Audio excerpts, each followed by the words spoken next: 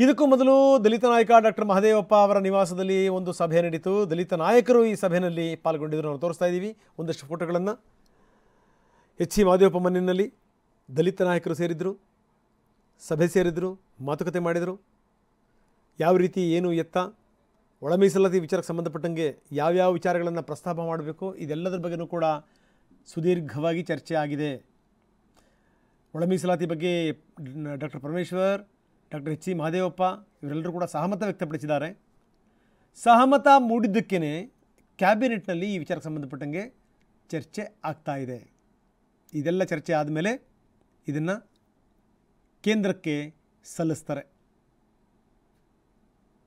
ಇದಕ್ಕೂ ಮೊದಲು doctor H C Mahadevappa ನಿವಾಸದಲ್ಲಿ ದಲಿತ ನಾಯಕರು ಸಭೆ ಸೇರಿದರು. ಸಭೆ ಸೇರಿ ಸುದೀರ್ಘವಾಗಿ ಮಾತಾಡಿದ್ರು.